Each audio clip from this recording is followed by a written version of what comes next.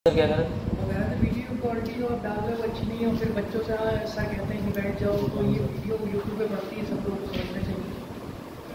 कब कह रहे थे? पता नहीं सर, यूट्यूब में देखी होगी, उस पर भी कह रहे हैं। कितने दिन पहले की बात? अभी कल आए। क्या कह रहे थे? हाँ, ये कह रहे थे कि जब टीचर पीछे बच्चे कुछ भी घर में बैठ जाओ पढ़ो, वीडियो आती। टेक्नोलॉजी में वैसे नहीं मिल पाती। जैसे मान लो क्या होता है कि यहाँ बच्चे हैं तो साउंड को आएगी, आ जाओ। अब अगर आप ये कहो कि इसकी क्वालिटी एनहांस करते हैं तो फिर एडिटर भी देना पड़ेगा अच्छे से। और मेरी समस्या तो ये है कि वीडियो के अंदर जो आवाज आ रही है ना, वो बच्चों की आवाज भी आएगी, कोई बच्चे भी अगर माइक भी लगाएंगे तो भी आएगी। अब या तो ऐसे वाला सिस्टम होता है जो बड़े दिल्ली वगैरह में होता है कि साउंड प्रूफ क्लासरूम होते हैं, एक तरफ चेयर होती है, उस लेवल के बच्चे होते हैं, उस लेवल का स्कूल होता है। नहीं, ईमानदारी से मैं उनसे कह सकता हूँ कि कोई आपत्ति नहीं, लेकिन यहाँ तो ऐसी ही वीडियो लगेगी। आई एम सॉरी टू से। और फिर वीडियो बच्चों को देखनी है। पहली बात तो हमारा उद्देश्य यही है। मैं ये कह रहा हूँ कि मतलब टीचर जैसे पीछे हैं तो मतलब बच्चे आगे से आ रहे हैं, तो ये कह रहे हैं। तो कहाँ रखेंगे सर? क्या कोई बात नहीं, उन्हें उनका सजेशन ठीक है, लेकिन हम लोगों का सजेशन ये कि जो प्रैक्टिकली पॉसिबल है ना, विभाग वही करता है। क्योंकि वीडियो से उद्देश्य आपको पढ़ाना नहीं है। यहाँ ये है कि देखो ऐसी वीडियो बनती है, भैया आ जाओ, पढ़ना हो तो मैं तो, और जो वीडियो से पढ़ना उसे वैसे ही समझ में आएगा। ठीक है, बस शुरू करें। कोई नया पढ़ाना चाहता है आगे हम धोखे से? कोई नया स्टूडेंट तो नहीं? आ जाओ सलोनी। और भी लोग आ रहे हैं क्यों सलोनी? और लोग दिखे थे? आ रहे बस अड्डा हो गया, आएगा पड़ेगा। हाँ शुरू करते हैं, बहुत हो गया। बेचारे हमारे लॉयर्स जो है पहले ही आके बैठ चुके। हाँ केस हो जाए। चलो तुम सबने इंडिया देखा है ना, देखो तुम्हारे लिए साफ वाला इंडिया बना के लाया मैं, ठीक है? फिर देख लो अभी, क्योंकि इसके बाद मेरी ड्राइंग देखोगे तो तुम्हारा विश्वास उठ जाएगा। उससे पहले तुम ये देख लो इंडिया ऐसा होता है, ठीक है? अब छोड़ दो, अब आ जाओ व्हाइट बोर्ड के यूज पे। अब देखो एक चीज समझो, थोड़ी देर के लिए मैं तुम्हें किसी एक देश को बस रिप्रेजेंट करके दिखा रहा हूँ, ठीक है? थोड़ी देर के लिए इसको कोई भी एक देश मान लो, ठीक है? कोई आ रहा है? कौन? अच्छा बोला। अब मान लो कोई भी एक कंट्री होती है, ध्यान से समझना। तुम लोगों ने देखा होगा कि हमारा जो इंडिया ही ले लो, इंडिया के अंदर हमेशा कई लोगों को कंफ्यूजन होती होगी कि सर ये संसद क्या है, कई लोग कहते होंगे ये विधानसभा क्या है, और कई लोग सोचते होंगे कि ग्राम पंचायत क्या है। सुना है किसी ने? कोई बता सकता है कि तीन स्तरीय चीजें क्या है? किसी को कभी ये तीनों शब्द ऐसे हो जो ना समझ में आए हो तो आज प्रयास करना, लेकिन उससे पहले एक चीज समझिएगा कि किसी भी देश के अंदर अलग अलग तरीके की व्यवस्था होती है। अब तुम्हें मैं इंडिया की अगर बात करूं, ठीक है? बस बैठ जाओ, उधर बैठ जाओ, जगह होगी ना। अब देखो ध्यान से, अब मान के चलो हमारा इंडिया जो है, इसमें वर्तमान में कितने राज्य हैं और कितने केंद्र शासित प्रदेश हैं? बताओ। 28 राज्य हैं और 28 और 8 केंद्र शासित प्रदेश हैं। बच्चा भी बता देगा क्लास 8 का, इसलिए चीजें बेसिक मिस मत किया, ठीक है? बैठ गए, सेटल हो जाओ, आ जाओ, कर लो सफोकेशन हो गई, बात ठीक कराओगे। और भी बच्चे आ रहे हैं? और आ रहे हैं? ऐसे तो आते रहेंगे, साढ़े 9 अब मैं कंसेप्ट रिपीट नहीं करूंगा, जिसका उड़ गया कंसेप्ट उड़ गया। आलोक खुदा 6 मिनट लेट आए, आज तो आते ही लगे 9:04 पे आया था। 9:04 टाइम कितना होता है? चलो चलिए बैठ जाओ। अब बाकी जो लोग आ गए ना, वो टेंशन तो ध्यान से सामने, ठीक है? सामने गौरी देखो, उससे बात करने से मुश्किल होगा। 2000 हम ले जाते। हमारे इंडिया के अंदर 3 टियर सिस्टम है सर। 3 टियर सिस्टम कैसा है? जब देश आजाद हुआ तो कितनी रियासतें थी पता है किसी को? शाबाश। जब देश आजाद हुआ तो ये जो तुम्हें इंडिया दिख रहा है ना, देखो इधर, जब ये इंडिया तुम्हें दिख रहा है कि बिहार इधर, यूपी इधर, झारखंड, वेस्ट बंगाल, छत्तीसगढ़, पहले ये सब नहीं था। पहले ये कुछ भी तरीके के राज्य की व्यवस्था नहीं थी जो तुम देखते हो अलग अलग स्टेट की। पहले 562 रियासतें थी। जिसका मन करा उसने कमरे 4x4 का लिया और डिक्लेयर कर दिया मैं इस कमरे का राजा हूँ। छोटी रियासत चल रही है उनकी, समझ रहे हो? 562। और उस 562 रियासतों के अलावा भी भारत कैसे डिवाइड था ये मैंने तुम्हें बताया था कि कुछ राज्य और रजवाड़े प्रिंसली स्टेट बोले जाते थे, कुछ छोटी बड़ी रियासतें। अब सवाल ये आया कि जब देश आजाद होने वाला था तो अंग्रेज तुम्हें आजादी नहीं दे रहे थे। वो ये कह रहे थे कि जब तुम सबके सब मिलके एक साथ आजादी मांगोगे तब हम तुम्हें आजादी देंगे। लेकिन जब हमारे भारत में एकता थी नहीं, यूनिटी थी नहीं, तो हम मांगते कहां से? तो इस मिशन पे निकले थे सरदार वल्लभ भाई पटेल, के मेनन उस समय के आईसीएस ऑफिसर थे। इन दोनों लोगों ने भैया बेड़ा उठाया कि हम छोटी बड़ी रियासतों के पास जाएंगे और सबको विलय करेंगे भारत में। कोई डाउट? आ जाओ। कौन सी साइकिल से आए हो तुम? चलो बैठ जाओ। ठीक है, इन्होंने बेड़ा उठाया, इधर ही आ जाओ, बता सीधा तुम्हारी नजर। इन्होंने भी बेड़ा उठाया कि छोटी बड़ी जो रियासतें हैं उनको हम छोड़ेंगे। अभी बता, बिल्कुल सही प्रश्न पूछा है। अभी सिर्फ मैंने भारत के ऊपर एक गोला बनाया है, ठीक है, और मैं ये बता रहा हूँ कि हमारे इंडिया में फेडरलिज्म संघात्मक प्रणाली क्या होती है, उसे शुरू ही किया। आप बता, अभी ने किसी को नहीं बताया, मैंने यकीन मानो, मैं कोई सीक्रेट नहीं छुपा रहा क्लास में, तो मैं सब बताऊंगा। 10 वाले लड्डू देखो, पहले जब इंडिया हमारा आजाद नहीं था और जब इंडिया आजाद होने की बात आई तो हमें कलेक्टिव मांग करनी थी एक साथ होकर। तो भैया हमारे वल्लभ भाई पटेल जी और के मेनन जी जो है भैया निकले थे, क्या नाम था उनका? किसी को पता है मेनन साहब का पूरा नाम? एक बार पूछा था एक ग्रुप बी एग्जाम में, पढ़ लेना, ठीक है। तो भैया जो मेनन साहब थे हमारे और वल्लभ भाई पटेल जी थे, वो दोनों निकले और उन्होंने जितनी भी रियासतें हैं उन्हें जोड़ने का काम करा, लेकिन एक शर्त रख दी, एक शर्त रख दी। ये बात ध्यान से समझना। जब वो जोड़ने गए सभी को तो उन्होंने कहा कि हम आर्टिकल 1 लिखेंगे। तो उन्होंने कहा कि हम आर्टिकल 1 लिखेंगे। अब आर्टिकल 1 है क्या? तो आर्टिकल 1 का सीधा सेंस ये है कि India that is Bharat shall be union of state, यानी राज्यों का क्या कहा जाएगा? राज्यों का संघ कहा जाएगा। परंतु ये आर्टिकल 1 सिर्फ एक लाइन का आर्टिकल नहीं है, इसमें एक और शर्त भी छिपी हुई है जो ये वर्ड शैल लिखा है कि अगर तुम एक बार इस भारत का हिस्सा बन गए, इसमें विलय कर लिया, तो तुम किसी भी सूरत हाल में भारत से अलग नहीं हो सकते। कोई डाउट? कोई डाउट? कोई डाउट? समझ में आई इतनी बात कि पहले इंडिया ऐसा नहीं था जैसा तुम्हें अब दिख रहा है, छोटी छोटी रियासतें थी। वल्लभ भाई पटेल मेनन जी गए और उन्होंने कहा कि हम जोड़ेंगे इंडिया को, और इंडिया को जोड़ने के साथ ही एक कंडीशन रख देंगे कि जो भी इंडिया में विलय कर जाएगा वो इंडिया से कभी अलग नहीं हो सकता। यानी अगर कल को बिहार कहे कि मुझे अलग देश घोषित कर दो, क्या दोनों बिहार भाग सकता है इंडिया में? नहीं भाग सकता। ये बात कौन कहता है? आर्टिकल 1 कहता है। कोई डाउट? इधर कोई समस्या? सब लोग टॉपिक खाली है, ध्यान दो। कोई डाउट? वो टॉपिक खा रही है, तुम इधर देखो, तुम नहीं खा रहे हो, फ्लेवर आ गया मुंह में उनके, देखो यार। अब उसे बंद कर दो, फिर तुम जनसत्ता को ले बैठे हो, ये वाली सत्ता देख लो, ठीक।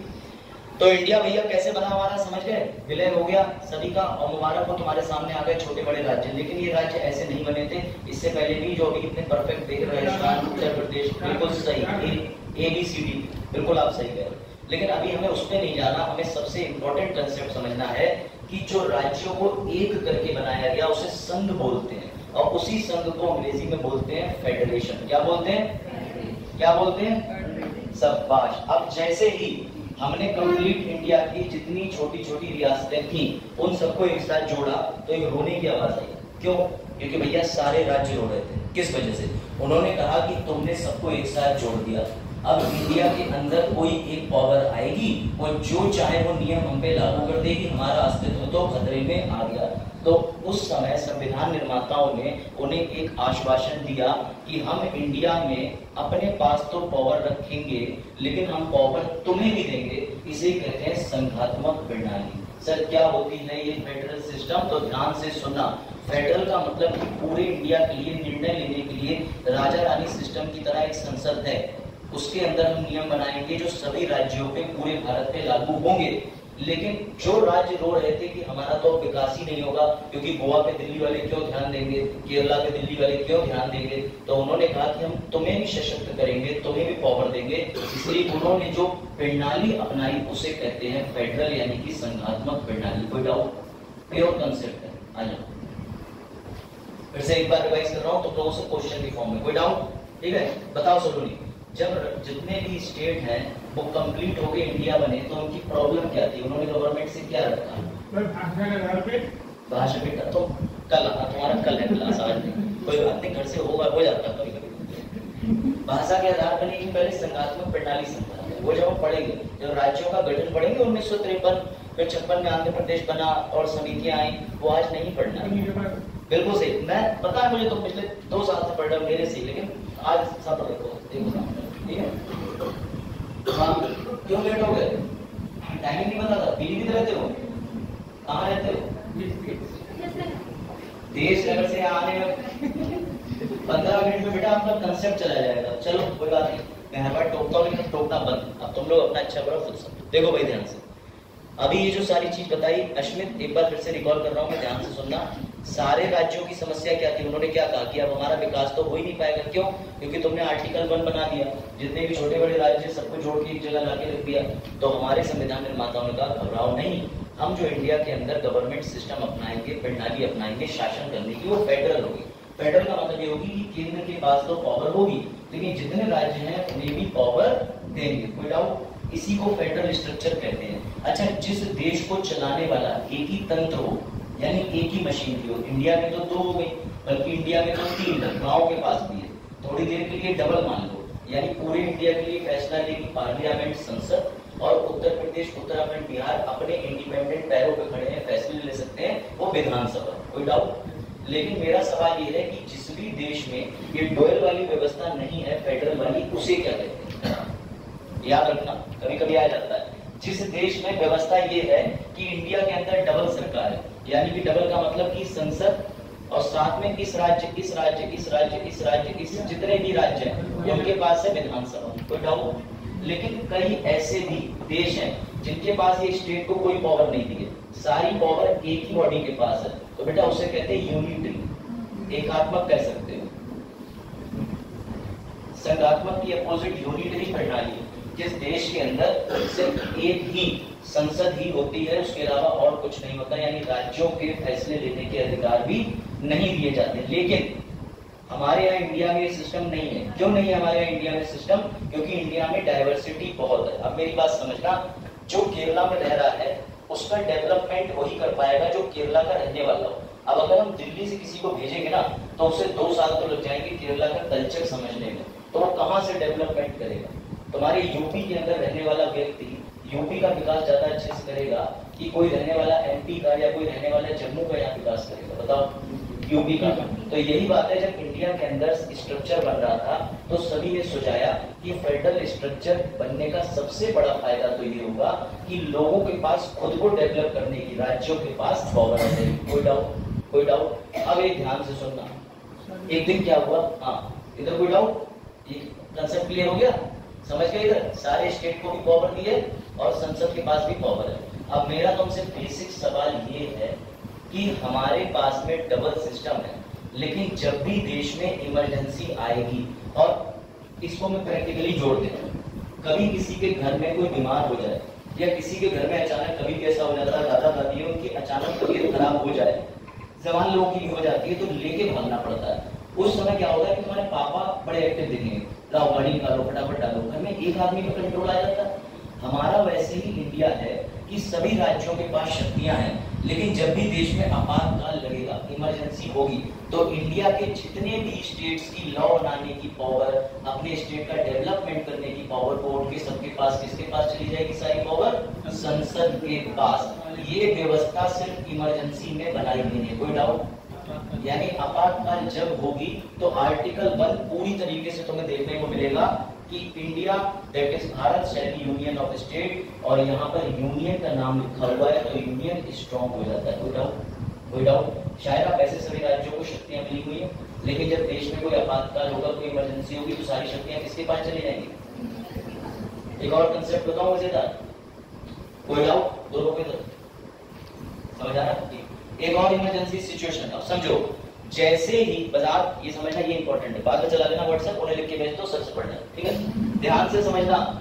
आप लोगों ने कई बार ये चीज पढ़ी होगी कि राज्यसभा कभी विघटित नहीं होती, लोकसभा विघटित हो सकती है 5 साल में, लेकिन राज्यसभा परमानेंट है, कभी क्यों नहीं जाती? इसका कनेक्शन समझो।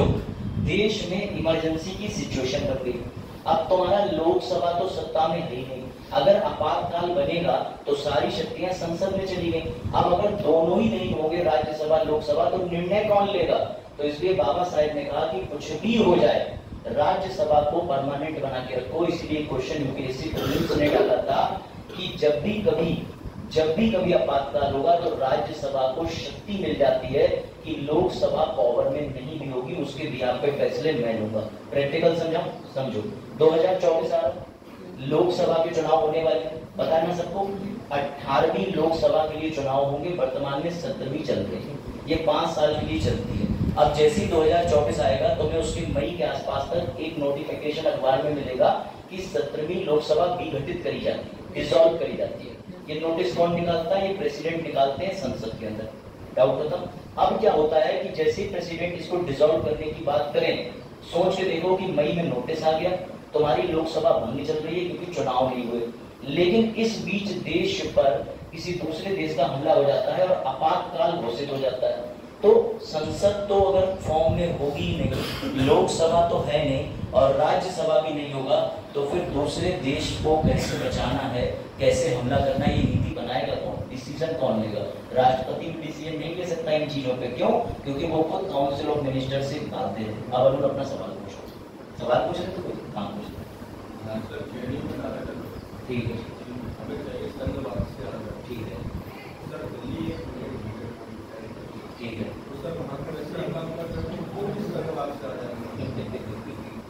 वो संघवाद से आजादी नहीं मानते, उनका मानना ये है, मैं उनकी विचारधारा बता दे रहा हूँ, मैं यूनिवर्सिटी का नाम ले लूंगा। एक यूनिवर्सिटी है वो ये कह रही है कि इंडिया में ये वाला रूल कर दो, 1 यूनिटी। उनका मानना ये है कि फेडरल सिस्टम को, फेडरल के प्रति, संघात्मक के प्रति वो आजादी नहीं चाहते, वो चाहते हैं 2 टियर सिस्टम खत्म कर दो इंडिया के अंदर, डेवलपमेंट एक बॉडी के पास दे दो। सर दिल्ली में तो अभी करा गया है कि थोड़ी बहुत सब्जियां केंद्र ने अपने पास कब्जे ले ली। हाँ, दिल्ली रिजर्व, दिल्ली सर्विसेज से ये तो नहीं कह सकते कि दिल्ली में थोड़ा एकात्मक रखा 100% सही है। तो सर एकात्मक और द्विसदन में वो मतलब ही क्या रहेगा? ये भी संघवादी हो गया ना। हाँ, संघवादी हो गया। सर अपना काम तो कर रही है वहाँ पे केजरीवाल सरकार, प्लस अब तो दिल्ली में मतलब केंद्र ने हस्तक्षेप कर दिया है। ठीक है कि हम जो भी होंगे हाँ सर, इसमें तो फिर दोनों की बात आ गई ना। देखो, जहाँ तक काम कर रहे हैं, जहाँ तक उनके जो जहाँ तक इसमें स्ट्रक्चर की समस्या है, वो जब हम यूपी पढ़ेंगे तब मैं में समझाऊंगा। केंद्र शासित प्रदेश में राज्य उसे इस दर्जा मिलता क्यों है और इस दर्जे में मिलने के बाद केंद्र की चीजों पे इसमें डिवीजन ऑफ लिस्ट होता है, कंकरेंट स्टेट लिस्ट। तो अभी उसके इतना डीप में नहीं जाऊंगा, बस इतना समझो जो उन्होंने नारे लगाए थे वो बेसलेस थे। मुझे ऐसा लगता है कि उन्हें पता ही नहीं कि हमें चाहिए क्या, तो मूर्खों से, मतलब जब ऐसा होता है ना कि घोड़े बैठे तो घोड़े की बात करो। नहीं सबसे बढ़िया यूनिवर्सिटी ले जाती है, नहीं, ये गलत है, मैं छोड़ के आया। और बताओ पीएचडी के लिए अलग इशू आ जाओ उसमें वापस। अब सवाल ये आता है सबसे इम्पोर्टेंट कि आपने एक सिस्टम समझ लिया, ध्यान दो, बाजार पढ़ लो, फिर तुम अभी सवाल पूछोगे बीच में कि पप्पू कौन थे, देखो सामने रख दो या जाओ तो क्लास लीव कर जाओ, लेकिन अटेंटिव रहो। ठीक है, मैंने आपको ये बताया कि संघात्मक प्रणाली तो आप समझ गए कि इंडिया के अंदर डबल सिस्टम है। डबल सिस्टम मतलब ये पूरी इंडिया के लिए निर्णय लेने के लिए एक संसद है और हर राज्य को हमने शक्ति दे रखी है। अब तुम्हारे मन में एक और डाउट होगा, एमपी किसे कहते हैं, बताओ मुझे। Member of parliament. तो लोकसभा के सदस्य को और राज्यसभा के सदस्य को किस नाम से संशोधित करो? सांसद। और लोकसभा के क्या कहते हैं प्रतिनिधि को? दोनों को सांसद कहते हैं। शाबाश, पेटीएम से तुमने सही जगह पैसे डाले।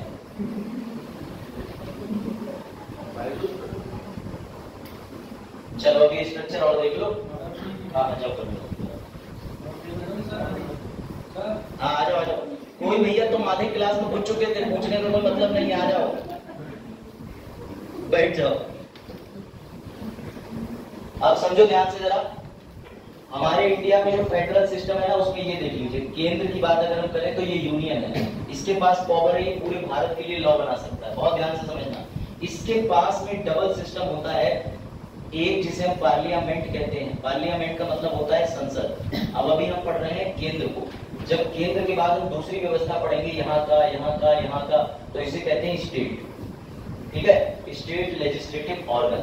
अब यूनियन के ऑर्गन को समझ लो कि जो पूरे भारत के लिए नियम बनाता है उसे संसद कहते हैं। कोई डाउट? संसद के पास में व्यवस्था हमने जो कर रखी है वो ये है कि एक है राज्यसभा और एक है लोकसभा। लेकिन मेरा सवाल अब भी ये आता है कि इंडिया को हमने फेडरल स्ट्रक्चर में बांट रखा है, यानी पूरी इंडिया के लिए यूनियन लॉ बनाएगा और हर राज्य के पास अपना अपना स्टेट का सिस्टम होगा, लेकिन आपको एक चीज नहीं दिख रही इन दोनों। इसे कहते हैं doctrine of check and balance. मैं समझा रहा हूं, अगर किसी राज्य ने कोई ऐसा नियम बना दिया जो टेक्निकली गलत हो, तो केंद्र के पास एक और शक्ति भी तो है कि वो उसके नियम में फेरबदल कर सकता है, उसका नियम निरस्त कर सकता है। मान लो एग्जांपल दे रहा हूं कि तमिलनाडु 100% आरक्षण कर दे, तो एक केंद्र में बैठी हुई सरकार यानी यूनियन जो है पार्लियामेंट, वो कहेगा तुम तो ये संविधान के खिलाफ जा रहे हो, बाबा साहेब ने तो 50% से ऊपर आरक्षण नहीं जाएगा इसकी बात करी थी, तो 100% कैसे कर रहे हो? तो एक फेडरल यानी संघात्मक प्रणाली की दो पॉजिटिव चीजें, एक तो राज्यों का विकास करने का मौका, और दूसरा अगर राज्य कोई भी ऐसी नीति बना लेते हैं जो संविधान के खिलाफ है तो उन पे केंद्र नियंत्रण और जांच करता रहता है। कोई डाउट? समझ में आई बात? यानी कि तुम्हें पॉकेट मनी मिली, तुम ले आए जाकर के मोबाइल, और पापा ने तुम्हें पॉकेट मनी दी थी कि कपड़े ले लो, तो पापा तुमसे कहेंगे अब तुम्हें अगले महीने भी पैसे नहीं मिलेंगे, तुम बहुत फालतू खर्चा कर रहे हो। तो समझे, पापा केंद्र, तुम राज्य, तुम्हारी पॉकेट मनी तुम्हें दी, अपना विकास करो, तुम स्टेट लेजिस्लेटिव विधानसभा हो, लेकिन अंत में पिताजी तुम्हारे हर फैसले को ओवररूल कर सकते हैं। कोई डाउट? समझ गए? अभी तो जरूर समझिए। यूनियन के अंदर कौन से दो हाउस होते हैं? Very good. एक और होता है, वेरी गुड। अब ध्यान से समझना, संसद प्रणाली को समझने में जा रहे हैं जो पूरे भारत के लिए लॉ बनाती है। इसमें सबसे इंपॉर्टेंट होता है राज्यसभा और उससे भी ज्यादा इंपॉर्टेंट होता है लोकसभा। इसमें एक और अंग होता है ऑर्गन जिसे हम कहते हैं प्रेसिडेंट। लेकिन सबसे बड़ी बात यह है कि प्रेसिडेंट इसका या इसका किसी भी हाउस का सदस्य नहीं होना चाहिए। ये बात समझना। ऐसा क्यों करके रखा है? क्योंकि अगर राष्ट्रपति इन दोनों में से किसी का सदस्य होगा तो बाइसनेस दिखेगी उसके मामलों में, वो इसे भी फेवर कर सकता है, इसे भी फेवर कर सकता है। बात आई समझ में? अभी पढ़ाऊंगा प्रेसिडेंट, तब समझोगे। ये ना फेडरल स्ट्रक्चर जिसपे क्वेश्चन बनता है, और इस बार क्वेश्चन आया था, तो बता फेडरल स्ट्रक्चर ये रहा। इसके फायदे क्या होते हैं? अच्छा मैं मिटा दूं। इसके फायदे क्या होते हैं, इसके नुकसान क्या होते हैं, एक बार ये देख लो। ये प्योर कंसेप्ट पे बेस्ड होता है।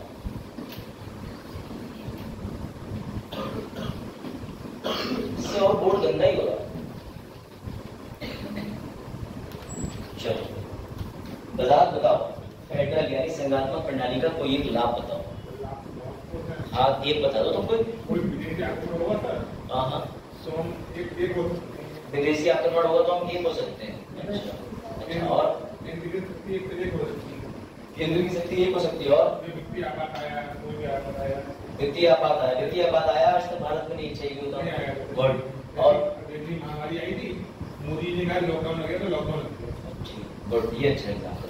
और कोई आप यदि कि हमें कोई भारत का राज है, यदि मणिपुर है, ऐसा होगी वहाँ पे अंदर कर। Very good. ये प्रैक्टिकल एग्जांपल बहुत अच्छा होता है कि मणिपुर में जो हिंसा हो रही थी, मणिपुर के पास अपनी स्टेट असेंबली है, लेकिन जब केंद्र ने देखा कुछ भी हो रहा है तो वहां पर बात चल रही थी कि क्या करें, उस पर कौन सी वाला आपातकाल लगा दें, प्रेसिडेंट रूल, राष्ट्रपति शासन की बात चल रही थी। तो उसका मतलब ये था कि सेंटर को पावर दे दी जाए। अब तुम एक बार संघवाद और देख लो, तुम्हें समझ आ जाएगा। संघवाद सरकार का एक रूप है जिसमें विभिन्न स्तरों पर सत्ता साझा की जाती है। भारत में कई तरीके के, जैसे पंचायत का मतलब जो तुम गांव में देखते हो, उसके बाद राज्य जिसे तुम स्टेट लेजिस्लेटिव असेंबली बोलते हो, और उसके साथ ही केंद्र में तुमने देखा ही। इसके फायदे देख लो, जो अगला पॉइंट है मैं तुम्हें बताने जा रहा हूँ, सत्ता का विकेंद्रीकरण। अच्छा किसी को याद है डिसेंट्रलाइजेशन और सेंट्रलाइजेशन क्या होता है? याद है? डिसेंट्रलाइजेशन यानी विकेंद्रीकरण का मतलब समझ लो। विकेंद्रीकरण का मतलब ये होता है एग्जैक्टली, यानी कि एक सेंटर होगा, इसके बाद शक्ति हम देंगे राज्यों को, और उसके बाद देंगे ग्राम, जितने गांव है। इसे ही कहते हैं, इस प्रणाली को जो ऊपर से नीचे आती है इसे कहते हैं विकेंद्रीकरण।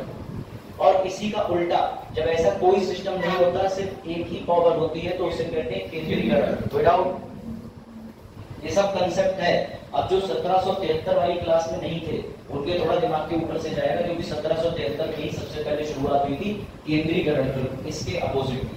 समझे? फिर भी मैं आसान कर रहा हूँ तुम्हारे लिए, समझो। इस कंसेप्ट के बाद तुम्हें बढ़िया बढ़िया चीजें देखने को मिलेंगी। बता, फिर से अटेंशन देना। हमारे इंडिया में जो प्रणाली लागू है शासन करने की, वो संघवाद की प्रणाली है, फेडरलिज्म। सर क्यों? क्योंकि भारत पर कंट्रोल करने के लिए राजा रानी व्यवस्था नहीं है, ना ही एक संसद है। हमें लगा कि जितने भी राज्य हैं उनका डेवलपमेंट हो पाएगा, इसलिए हमने हर राज्य को विधि बनाने की शक्ति भी दे दी। पर अल्टीमेटली पूरे भारत के लिए विधि बनाने की शक्ति हमने रोक के रखी है संसद के पास। क्यों? ताकि जिस दिन भी राज्य कहे कि हम तुमसे ज्यादा ताकतवर हैं, उस दिन हम कह देंगे चुप बैठ जाओ। बात आई समझ में? यानी राज्य तुम सिर्फ डेवलपमेंट करोगे, ना कि अपने यहाँ के लोगों को परेशान करने की शक्ति दी, या केंद्र का कोई आदेश की खिलाफत करोगे तो भी तुम्हें समस्या आ सकती है। समझे? यानी अंत में सवाल ये है कि राज्य बड़े या केंद्र, तो बड़ा हर मामले में केंद्र ही है। पूछो राज्य भी, जैसे कि किन मामलों में? राज्यों की बहुमत है, राज्यसभा में राज्यों का बहुमत है, केंद्र से टकरा सकते हैं, ठीक है। और इधर से जब राज्यों का मतलब वो किया जाता है, सभी राज्यों की रियासतों को भारत में शामिल किया, तो आपको नहीं लगता कि रियासतों के साथ नहीं? अब सुनो, अरुण का सवाल बड़ा उसमें एथिक्स में भी जाएगा, ठीक है? अरुण का जा रहा है, वो क्या कहते हैं, मॉरल वैल्यूज का सवाल जा रहा है, एथिक्स में। सुनो, जब राज्यों को भारत में 562 रियासतों को भारत में जोड़ा गया, तो उनके सामने उन्होंने ये शर्त रखी थी कि तुम अपना विकास करोगे, लेकिन तुम्हारे आंतरिक और बाह्य मामले सब तरीके के हम देखेंगे विलय होने के बाद में। तो अरुण का सवाल ये है कि आपको नहीं लगता रियासतों के साथ गलत कर दिया?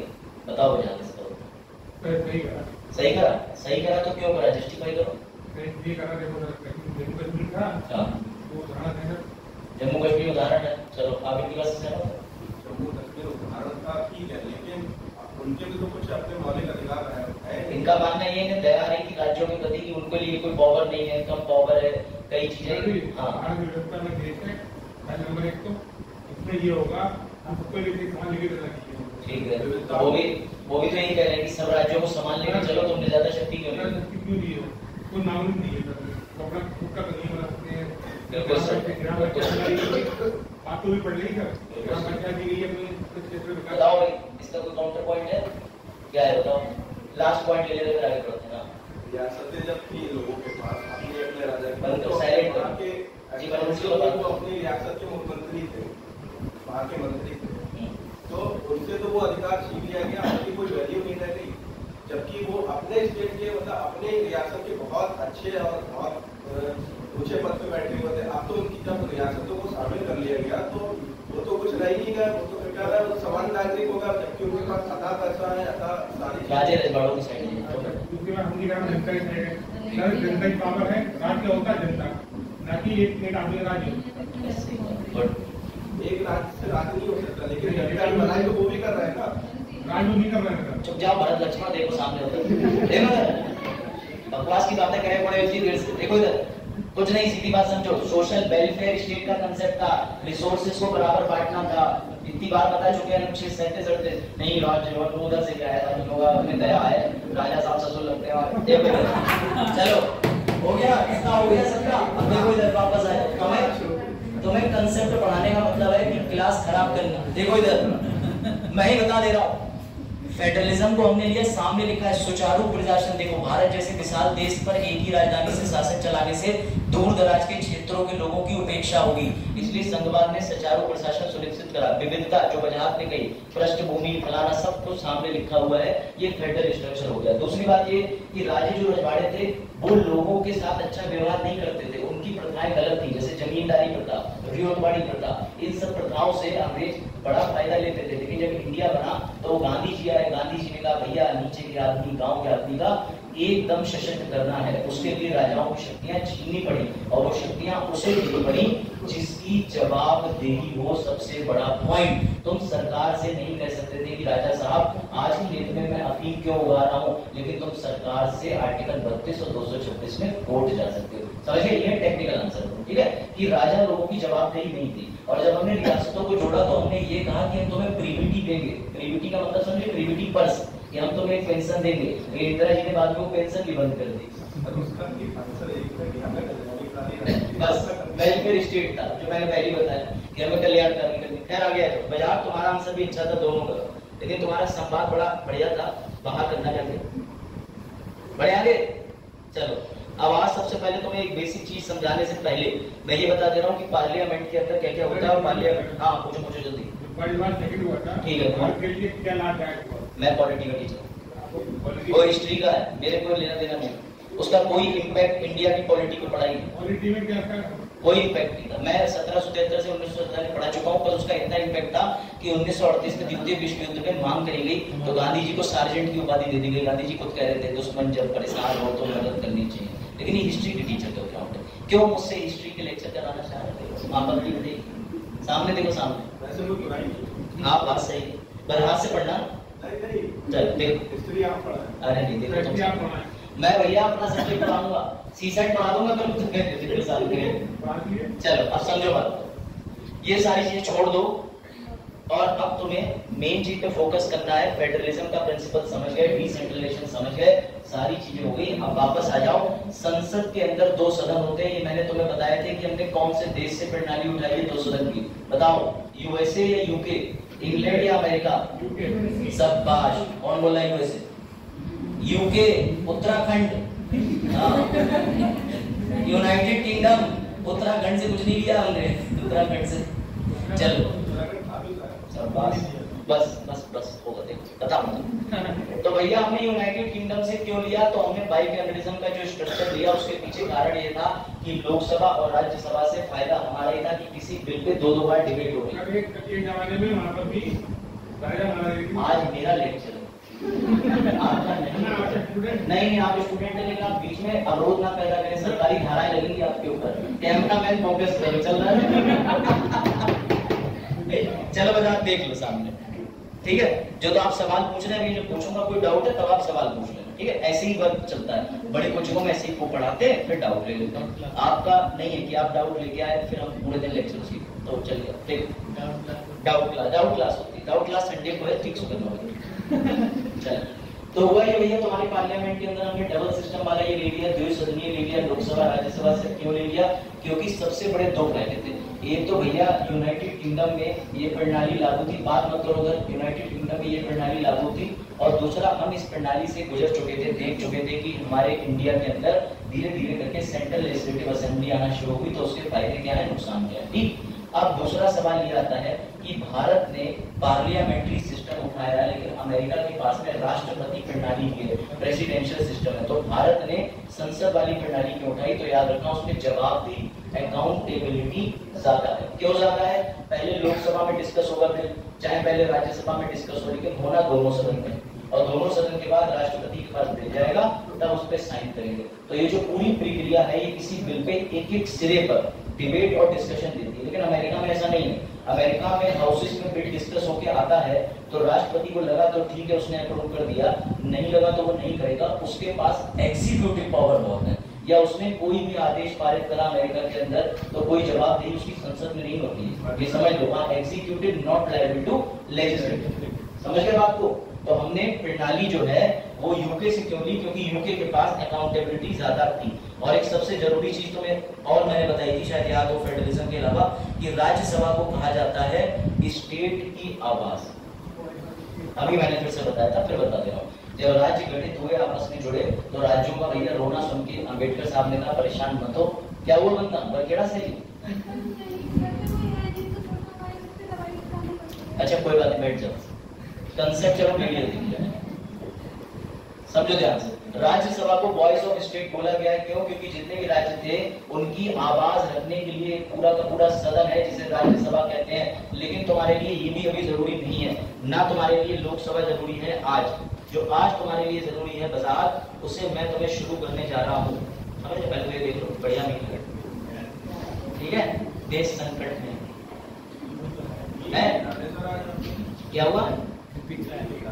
मीम डाले, तभी तो मीम वाले पेज पर लेके जा रहा हूँ, ठीक है। ज्यादा लिख दिया, हाँ इस पे। आज हम सबसे पहले संसद की प्रणाली के कार्य समझेंगे, यानी संसद के अंदर। अब तो मैं ज्यादा मजा आएगा, क्योंकि अब तुम बेसिकली ये देखोगे कि जो तुमने दिल्ली के अंदर संसद सुनी है और नई वाली जो सेंट्रल विस्टा बन गई है, उसके अंदर आके काम क्या होता है, कैसे काम शुरू होता है, कैसे काम खत्म होता है, क्या क्या सिस्टम होते हैं काम करने के, सारी चीजें सीखोगे। कोई डाउट? अब बड़े हिंदी में नहीं, मैं हिंदी में बोल दूंगा, ठीक है। हिंदी में तो मेंस में लैंग्वेज का पेपर भी नहीं आएगा, कैसे लिखोगे? सी सेट में भी नहीं मिलती है हिंदी, कैसे लिखोगे? फेल, पास होना है ना, थोड़ी इतनी सीख लो। अब यहाँ लिखा फंक्शन, कौन सी जटिल अंग्रेजी, ठीक है। तो पहला अंग्रेजी हिंदी पे भेदभाव ना करें। देखिए सबसे पहली बात तो ये, जब संसद शुरू होती है, अब यानी कि मैं तुम्हें आगे ले जा रहा हूँ कि संसद के कार्य क्या होते हैं, ध्यान से समझो।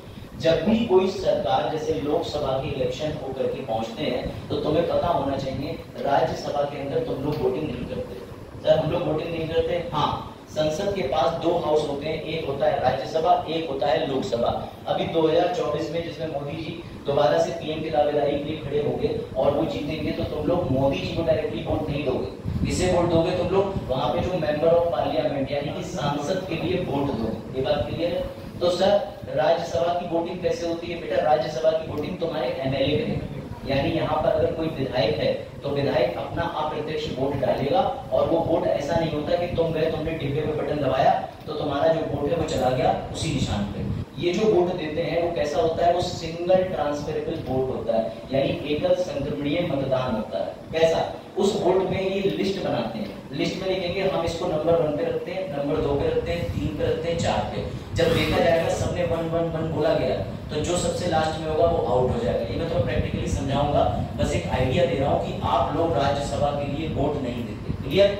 आप लोग लोकसभा के लिए वोट देते हैं। अभी 2024 में जो भी 18 साल का है वो वोट देगा। किसके लिए वोट देगा? लोकसभा में सांसद के लिए, मेंबर ऑफ पार्लियामेंट। कोई डाउट?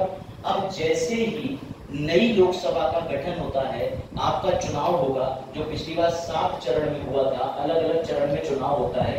अलग अलग चरण का मतलब ये होता है कि अलग अलग दिन पे इलेक्शन होता है, ठीक है। और ये जो इलेक्शन है ये पूरी इंडिया का इलेक्शन होता है। पता है ना सभी को? पता है सभी को? क्योंकि सांसद सिर्फ तुम्हारे उत्तर प्रदेश से ही नहीं है, सांसद विभिन्न जगहों से भी आते हैं। तो जब चुनाव होगा, चुनाव होने के बाद जो इस समय वर्तमान में 17वीं लोकसभा चल रही है, उसके लिए राष्ट्रपति एक नोटिस निकालेंगे कि वर्तमान में 17वीं लोकसभा को खत्म किया जाए और जो नई लोकसभा है उसके लिए चुनाव शुरू किया जाए। तभी इलेक्शन कमीशन भी सक्रिय हो जाएगा और तुम्हें न्यूज़पेपर में देखने को मिलेगा आचार संहिता लागू। सुना है मॉडल कोड ऑफ कंडक्ट? वो इलेक्शन के टाइम ही लागू होता है। और धीरे से अगर चुनाव का माहौल बिगाड़ने की कोशिश करोगे तो तुम्हारे यहाँ सीएम और डीएम, ये पावर सिर्फ डीएम को होती है और एग्जीक्यूटिव को होती है। ये वो धारा 144 लागू है, जिसमें मिनिमम 4 लोग एक साथ नहीं घूम सकते। कोई डाउट? समझ गए? तो जैसे ही चुनाव ने घोषणा कर दी भैया हमारे इलेक्शन कमीशन ने और हमारे राष्ट्रपति जी ने पुरानी वाली जो लोकसभा थी उसे विघटित करने का नोटिस जारी कर दिया। उसके बाद चुनाव हुए और चुनाव में जो भी पार्टी जीतती है वो आकर के संसद के लोकसभा सदन में बैठती है। कोई डाउट? कोई डाउट? समझ गए? समझ में आएगा? बंदना क्या नाम है? अच्छा भावना समझ आया? समझ गए? 2024 में लोकसभा इलेक्शन होने वाले हैं। इसे जो इलेक्शन है वो यूनियन का इलेक्शन बोला जाता है। क्यों? क्योंकि ये तुम्हारे उत्तर प्रदेश का चुनाव नहीं है, ये पूरे भारत का चुनाव है। लोकसभा पूरे भारत के लिए लॉ बनाने वाली दोनों सदन में से एक हाउस है। सर राज्यसभा के चुनाव कब होंगे बेटा? उसमें आप वोट नहीं दे सकते, उसके चुनाव कभी रेगुलर नहीं होते। जब संख्या गिरती है तो दूसरे राज्य से कहा जाता है कि अपने यहाँ से चुनाव करा करके राज्यसभा के सदस्य भेज दो। ये मैं तुम्हें सब बताऊंगा जब राज्यसभा लोकसभा पढ़ेंगे। अभी ये समझो कि नई संसद बन गई है, बहू घर आ गई है, समझ गए? शादी हो गई, समझ गए कि नहीं? अब आ रहा है इंटरेस्ट तुम्हें? सोनू समझो नहीं है तुम्हें भी आ रहा है इंटरेस्ट? हाँ चरण तुम्हें तो बिल्कुल फीलिंग आ गई। देखो इधर सामने, हाँ। अब भैया 18वीं लोकसभा का चुनाव होने के बाद जैसे ही 18वीं लोकसभा आके बैठेगी तो तुम्हारे राष्ट्रपति जी सबसे पहले दिन सत्र लेते हैं, सेशन लेते हैं। पता है कि नहीं? पता है किसी को? सबसे पहले दिन सेशन कौन लेता है? राष्ट्रपति जी। राष्ट्रपति जी ने सेशन वेशन सब ले दिया, सब कुछ हटाओ। अब तुम पहले ये समझो कि संसद के अंदर कितने सत्र होते हैं, जिससे तुम्हें पता चल जाएगा अभी वर्तमान में कौन सा सत्र चल रहा है। संसद में 2 काम होते हैं। सबसे पहला होता है सेशन यानी सत्र, और दूसरा प्रोरोगेशन होता है। प्रोरोगेशन का मतलब जब हम रुक जाते हैं, कोई काम नहीं करते। कोई डाउट? 3 तरीके के सत्र चलते हैं संसद के अंदर। पहला है बजट, दूसरा है मॉनसून और तीसरा डब्ल्यू से विंटर। तो ट्रिक है बीएमडब्ल्यू, ठीक है? नोट्स में तुम्हें बीएमडब्ल्यू का लोगो मिल जाएगा बड़ा होगा। तो बीएमडब्ल्यू का मतलब देख लो, इस समय महीने काउंट कर लो और बताओ कौन सा सत्र चल रहा है अभी। शाबाश, अरुण का जवाब बिल्कुल सही। जानकारी क्यों? बेटा बुल के महीने सितंबर जा चुका है, मानसून गई, पता चला दिसंबर में भी मानसून चला रहा है, ठीक है। तो अब नवंबर में विंटर सेशन शुरू होगा, बात आई समझ में कि नहीं? यानी जैसे हमारा जो अभ्युदय है इसका शेड्यूल आता है और तुम्हारा शेड्यूल कई कई महीने के लिए गायब हो जाता है, जब नया सत्र शुरू होता है तो वो ऐसे ही समझो कि जैसे संसद के अंदर जब नई सरकार आके बन के बैठी तो उन्हें 5 साल उस सरकार के साथ डेली सत्र करने हैं, काम करना है। उन सत्र का 3 तरीके से विभाजन करा हुआ है। जैसे सबसे पहले सामने लिखा विभाजन पुस्तकालय, इधर देखो, इधर मोती अभी तो जाएगा, उधर देखने से, इधर देखो, समझे? तो हमारी संसद के अंदर 3 सत्र हैं, कौन कौन से? बजट, मॉनसून और शीतकालीन वाला, समझ गए? सर गर्मी वाला नहीं है बेटा, गर्मी उर्मी से उन्हें कोई मतलब नहीं। तो मॉनसून सत्र चलाते हैं, फिर ठंड वाला और बजट। अब बजट के बीच में गर्मी आ जाती है, क्या डिवाइड करना, समझ गए?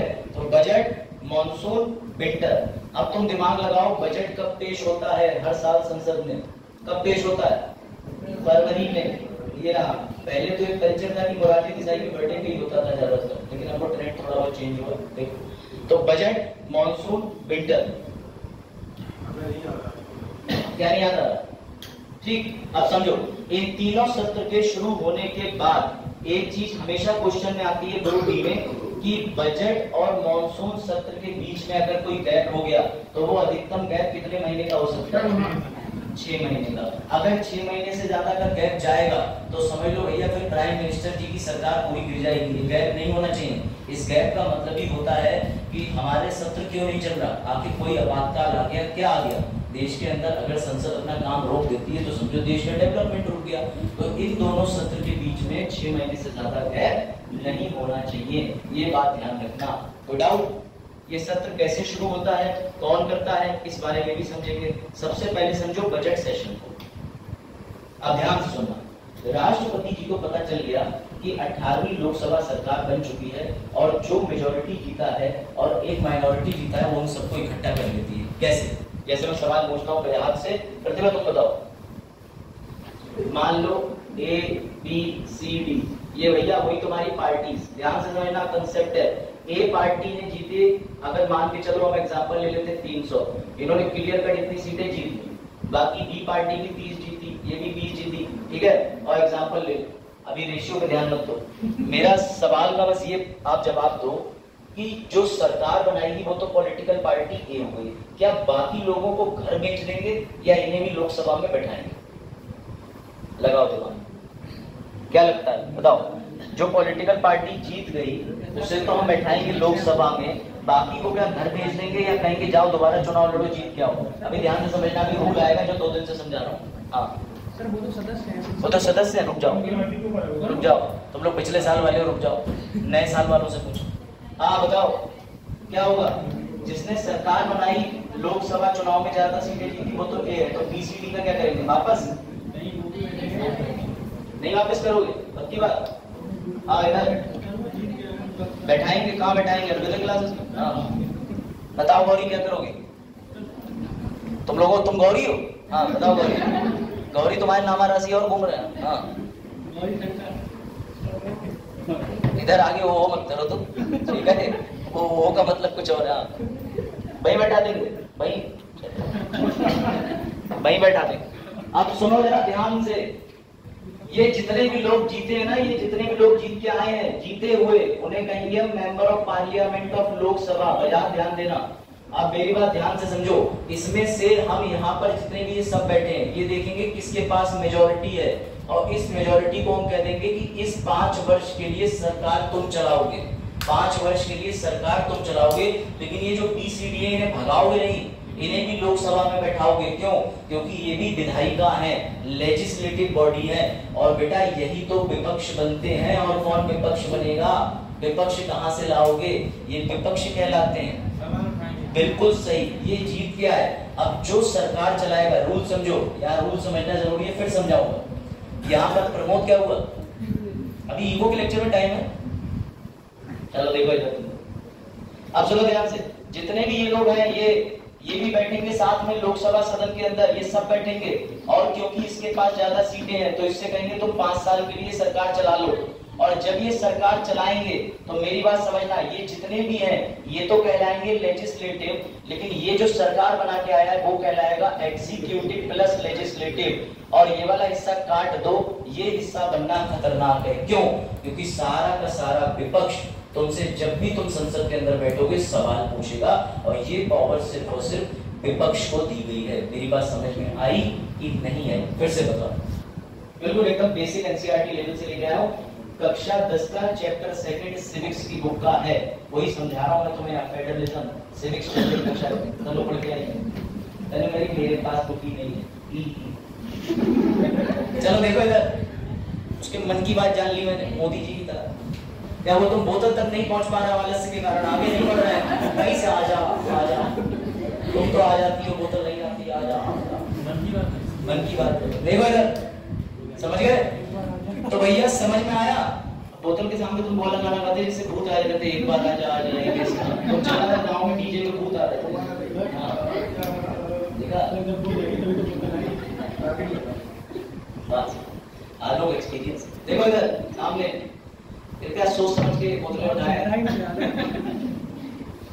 फिर से समझ लो सर, राज्यसभा और लोकसभा केंद्र यूनियन, लोकसभा उत्तर प्रदेश में नहीं पाई जाती, लोकसभा दिल्ली में पाई जाती। तो क्या दिल्ली की नहीं बेटा, लोकसभा राज्यसभा कहीं और उठा के शिफ्ट करी जा सकती है। बिल्कुल पार्लियामेंट जहां चाहे वहां करो, राष्ट्रपति को ये भी आजादी है कि वो कहीं भी सत्र ले सकता है। सुन लो, अगर देश में कोविड चले और इकट्ठे नहीं हो पाए तो वो तो अपने घर से बैठ के आराम से ले लेंगे ना सेशन, क्योंकि पार्लियामेंट का काम रुकना नहीं चाहिए। ये क्वेश्चन आ चुका है यूपीएससी प्रीलिम्स में 2013-14 में, उसमें पॉइंट दे दिए थे कि राष्ट्रपति सिर्फ संसद में ही सत्र लेगा या कहीं भी ले सकता है। भैया कहीं भी बैठ के सत्र ले सकता है, पावर नहीं, लोग होना चाहिए। अब समझो फिर से, क्योंकि मुझे पता है कई बच्चों का लोकसभा राज्यसभा गायब है, वैसे ही जैसे तुम्हारी सारी एनसीईआरटी गायब है।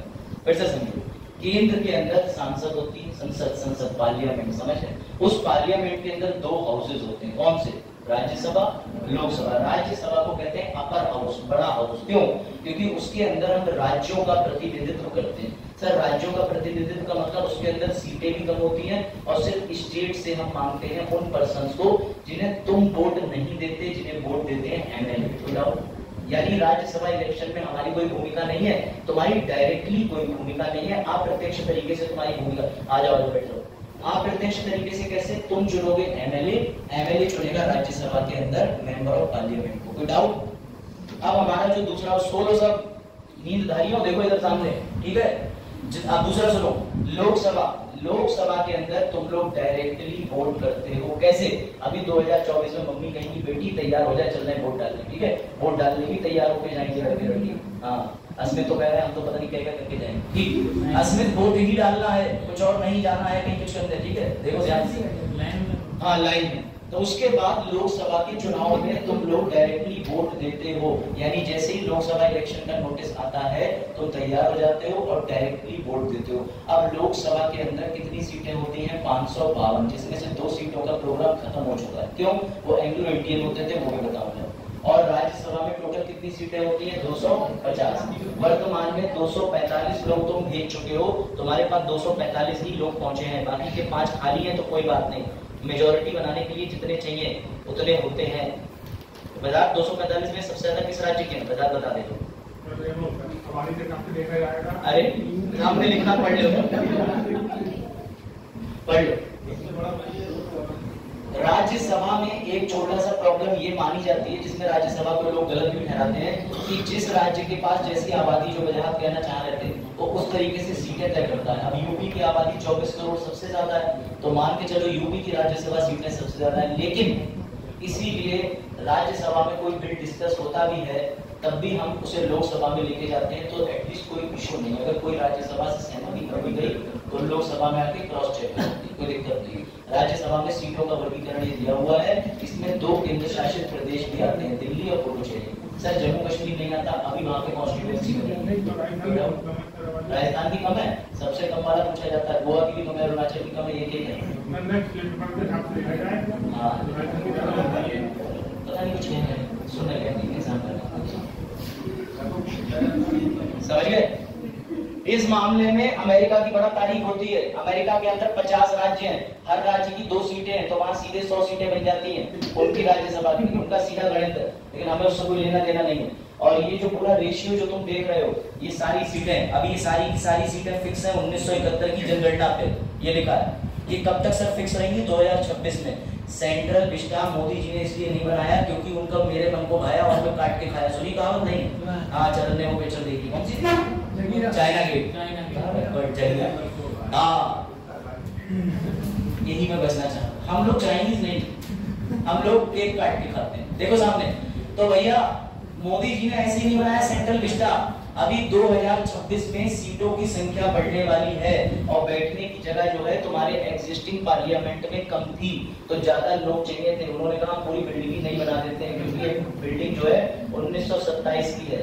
सर, हमने 1971 की जनगणना पे क्यों कर रखा है? क्योंकि उस समय सारे आंकड़े बना के बहुत मेजर वर्क कर दिया था और हमने फिक्स कर दिया 2026 तक।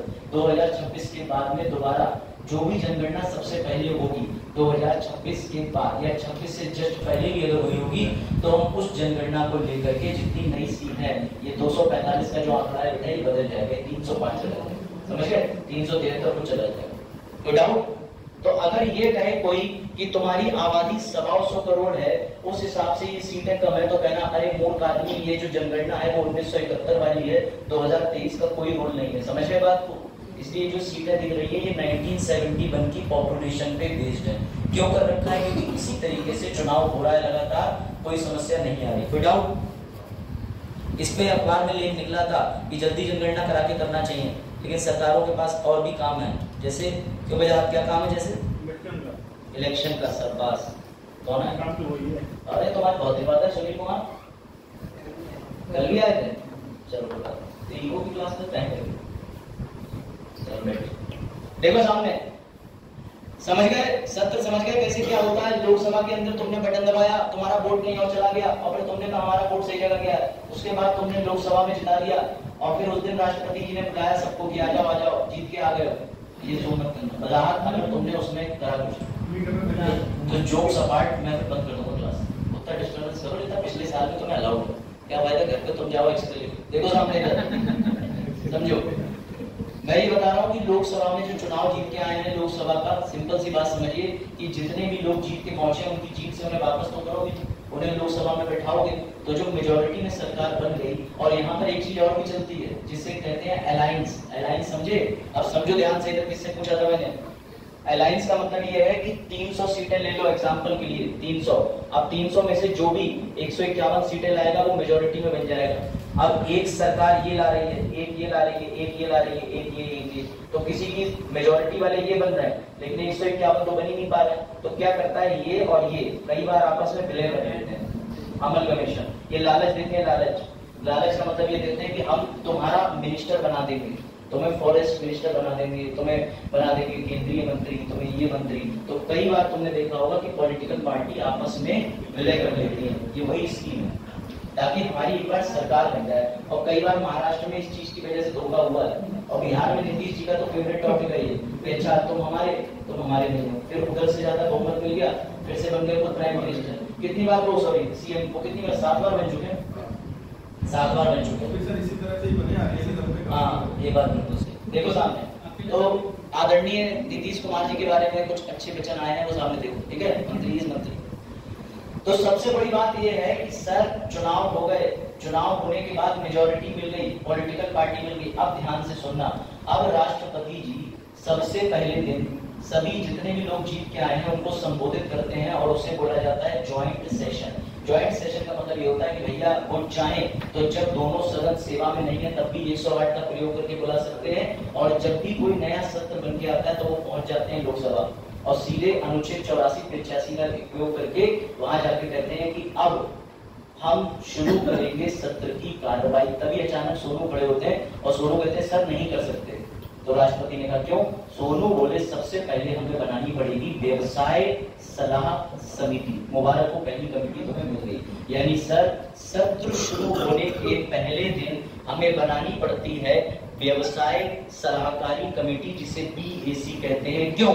ये कमेटी जो है यही बताएगी कि इस पूरे बजट सत्र में, इस पूरे मॉनसून सत्र में, इस पूरे विंटर सत्र में हम करेंगे तो करेंगे क्या। बात आई समझ में कि नहीं? सर, इस कमेटी का काम ये होता है कि ये जितने भी पॉलिटिकल पार्टी के लोग हैं,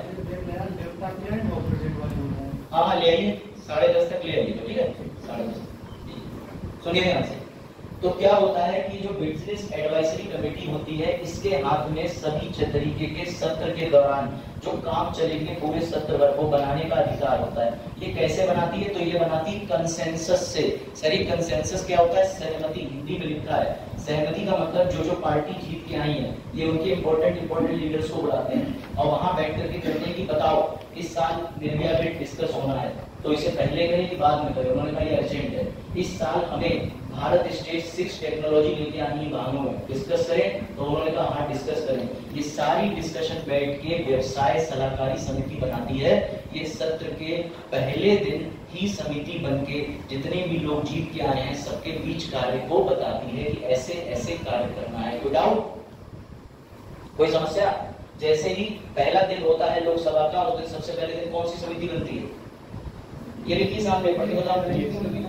वही मैं कह रहा हूँ कि क्रॉस क्वेश्चन मुझे करने पड़ेंगे, वरना तुम लोग जो है नींदधारियों देखते नहीं हो कुछ भी। ठीक है, बताओ सबसे पहले दिन कौन सी समिति बनेगी? Business advisory. क्या काम होता है इसका? काम वो भी लिखा है सामने, ये लोगों को एडवाइस करती है। ये किस तरीके से बनती है? कंसेंसस से, सहमति से। डाउट? बढ़े आगे।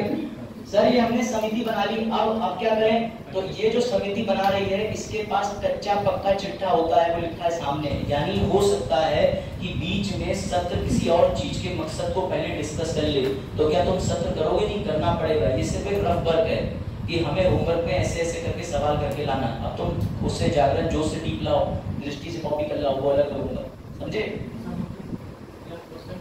क्वेश्चन भी मिलेगा, क्वेश्चन बहुत जरूरी है। अब आ जाओ अगला।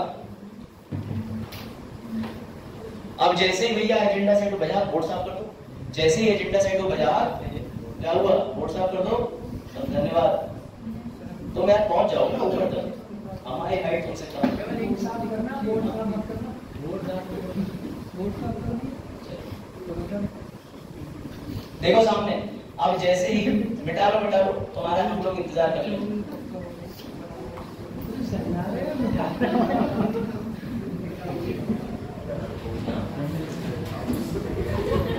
तुम्हारे वजह टी शर्ट पे ज्यादा साफ दिख रहा था।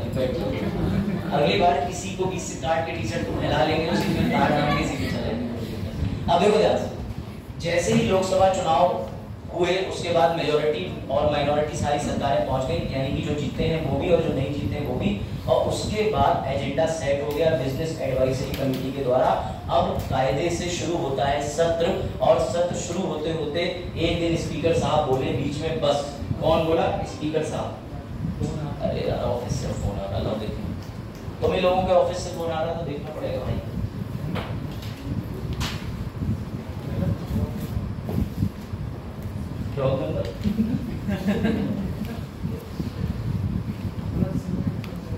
हेलो, अब तुम इसको चलेगी।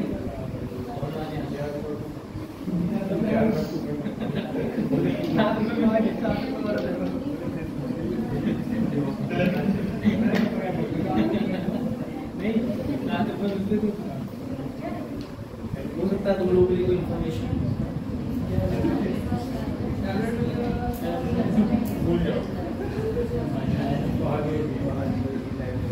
चलो खुद ही करो। हाँ, तो सामने देखो, पढ़ते चल रहे, ठीक है ना? देखो, अब जैसे एजेंडा सेट हो गया, एक दिन स्पीकर साहब हो गया। पहला सुन लो, ये हम लोग मोशन और नोटिस सबकी बात कर रहे हैं। अब जैसे ही शुरू करा वैसे ही फोन आ गया। हाँ नमस्ते सर, बताइए। हाँ, बिल्कुल क्लास चल रही है। अरे सर, वो एक मैसेज डाल देंगे तो चला जाएगा, ये भी मेरा नंबर है, पता नहीं सर क्या, छोड़िए बात करिए, ठीक है सर? ओके, 4 लोगों से कहवा रहे हैं कि इधर चाहिए, उसे कहते ना सीधा। चलो देखो तुम सामने, देखो ध्यान से। अब ये एजेंडा सेट हो गया, ठीक है भैया? देखो क्या हुआ, तुम लोग समझ गए सीक्रेट? वो ठीक होता रहता है। अच्छे बनने के फायदे देखो। फिलहाल बाजार तुम्हारे 360 डिग्री कोण घुमाओ अपने उधर, देखो। अब ध्यान से सुनो, एक तो वैसे ही जटिल टॉपिक है, इसे जितना आसान बनाने का प्रयास करो और ताकि तुम्हारे दिमाग में बैठ जाए, उतना ही उसमें डिस्टर्बेंस होता है। ठीक, अब देखो, अब जैसे ही सत्र का सपना देखो, एक दिन जैसे ही सत्र का एजेंडा सेट हो गया, सत्र हमारा चल ही रहा था, तभी अचानक एक दिन स्पीकर साहब उठे और स्पीकर साहब ने साफ साफ बोला कि बस, बहुत काम हो गया। ये लिखा है बस, रोडवेज वाली बस नहीं, बस। स्पीकर साहब बोले बस, लेकिन स्पीकर साहब के बस बोलने से काम नहीं चलता। स्पीकर साहब कह रहे हैं कि भैया सत्र में हमने आज बहुत सारा काम कर लिया, अब हमारा सत्र खत्म होने को है और हमें चाहिए छुट्टी। तो स्पीकर साहब तुरंत ही पहला नोटिस बनाएंगे, ये मोशन होता है प्रस्ताव, इसे बोलते हैं एडजॉर्नमेंट सिने डाई। यानी एडजॉर्नमेंट का मतलब समझते हो? जब कोई चीज विलंब में डाली जाती है, जब कोई चीज आगे के लिए टाली जाती है, तो ये बनाते हैं विलंबकारी एक मोशन प्रस्ताव और उसको दे देते हैं किसके पास? इनके पास जो टीम उपलब्ध होती है कि भैया लो और ले जा करके इसे राष्ट्रपति जी के घर पे ले जाओ। क्यों? ताकि राष्ट्रपति जी कौन होते हैं? संसद का एक अंग होते हैं, बिना उनके ना कोई छुट्टी मिलती है, ना कोई सत्र शुरू होता है। अभी मैंने तुम्हें बताया कि सत्र किसने शुरू करा था? राष्ट्रपति जी ने। तो छुट्टी कौन डिक्लेयर करेगा? Very good. जैसे ही हमारा सत्र पूरा होने वाला होता है, जैसे ही हमारा सत्र खत्म होने वाला होता है, तो स्पीकर साहब कहते हैं कि इस साल बजट सत्र इतने इतने दिन चला, ऐसे खत्म हो गया, ये सारे एजेंडे हमने डिस्कस करे। उसके बाद स्पीकर साहब कहते हैं कि अब मैं बनाने जा रहा हूँ एडजॉर्नमेंट सिने डाई। सिने डाई की कोई हिंदी नहीं होती। सिने डाई लैटिन वर्ड है, इसका मतलब होता है अनिश्चित काल के लिए, जो अर्थ निकाला जाता है। कभी भी तुमने ऐसे नोटिस देखे यूनिवर्सिटी के कि यूनिवर्सिटी अनिश्चित काल के लिए बंद है, तो कंफ्यूज मत होना। जिस चीज के नीचे डेट नहीं लिखी होती, जिसका मतलब वो 1 घंटे में भी ओपन हो सकती है। सिने डाई का मतलब ही यही होता है कि हमें नहीं पता अगला सत्र कब शुरू होगा, जब भी शुरू होगा राष्ट्रपति बताएंगे। और ये पकड़ो एडजॉर्नमेंट सिने डाई का मैसेज, पूरा का पूरा नोटिस, जो कि एक मोशन होता है और इस मोशन को पहुंचवाया जाता है राष्ट्रपति जी के घर। राष्ट्रपति जी इसको पढ़ते हैं और तुरंत ही वो स्पीकर को इसका रिप्लाई कर देते हैं। अगर उनके पास सुबह आया तो शाम तक, शाम को आया तो अगले दिन। और जैसे ही स्पीकर के पास ये पहुंचता है, मुबारक हो, स्पीकर को अनुमति मिल जाती है और वो छुट्टी डिक्लेयर कर देता है। एक सत्र का छोटा सा एजेंडा समझे, यानी जिस दिन पहला दिन होता है, राष्ट्रपति आए, उन्होंने अनाउंस करा, सत्र शुरू हुआ, उसी दिन एक समिति बनी, कौन सी? BAC, business advisory committee. उस कमेटी ने अपना काम का काला पक्का कच्चा पक्का चिट्ठा बताया, वो चिट्ठा पूरा हुआ। चिट्ठा खत्म होते ही, जब खत्म होने वाला था, स्पीकर साहब बोले बस। और ये बस स्पीकर साहब ही बोल सकते हैं, लेकिन इसको साइन और अनुमोदित कौन करेगा? राष्ट्रपति जी। इसी वजह से कहा जाता है कि राष्ट्रपति is a important organ of parliament. ना तो छुट्टी मिल रही है और ना ही सत्र शुरू हो रहा है। अब जितने भी लोग सो रहे जाग जाओ, यूपीएससी का इस बेसिक चीज पे कई बार क्वेश्चन आया है कि सत्र को एडजर्न करना, यानी सत्र को क्या ले जाना आगे, समझ रहे हो? सत्र को हमने टाल दिया कि हम सत्र जब करेंगे। या सीधा क्वेश्चन आता है कि एडजॉर्नमेंट करने का अधिकार किसको है? नीचे आ जाएंगे एमसीक्यू में, तो तुम्हें टिक मानना पड़ेगा राष्ट्रपति को है।